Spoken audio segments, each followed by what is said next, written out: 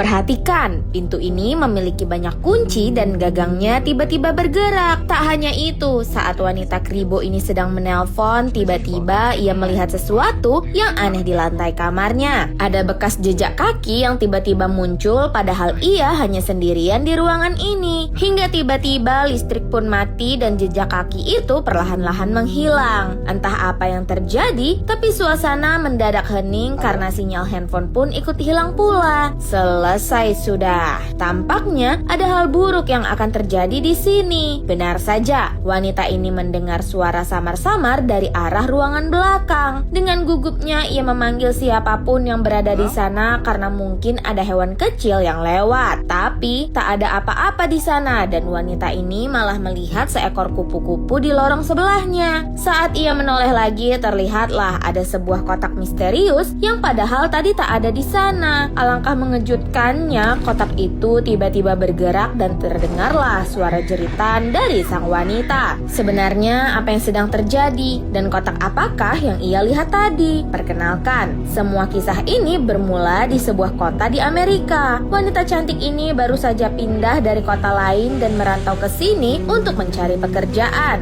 Ia belum memiliki tempat tinggal dan karena itulah ia hari ini mencari sebuah penginapan. Setelah berjalan kaki cukup jauh, ia pun tiba di depan sebuah rumah yang ukurannya cukup besar. Ini adalah sebuah penginapan yang lokasinya cukup jauh dari kota. Tapi ia memang sengaja ke sini karena penginapan inilah yang harganya paling murah. Apalagi pemilik tempat ini berkata bahwa penginapan ini hanya untuk wanita saja. Itulah yang membuat wanita ini semakin tertarik. Apalagi pria pemilik itu tampaknya sangat ramah. Dan beginilah penampakan ruangan yang didapat sang wanita dengan harga 3 juta per bulan. Walaupun banyak perabotan yang sudah tua, tapi ini semua sepadan daripada penginapan di tengah kota yang harganya 3 kali lipat. Terlepas dari itu semua, wanita ini sebenarnya tak tahu bahwa memilih penginapan ini adalah keputusan terburuknya. Dari luar, penginapan ini tampak biasa saja, tapi sebenarnya ada sebuah rahasia kelam yang tersimpan di dalamnya. Di dalam kamar 204 ini, terlihatlah wanita yang bernama Ambar ini sedang memegang sebuah handphone di telinganya. Ia sedang mendengarkan rekaman suara mendiang ibunya hingga perhatiannya teralihkan oleh sesuatu di lantai. Saat didekati, Ambar sangat tak percaya bahwa itu adalah kaca tembus pandang yang bisa melihat ke kamar tetangganya di bawah.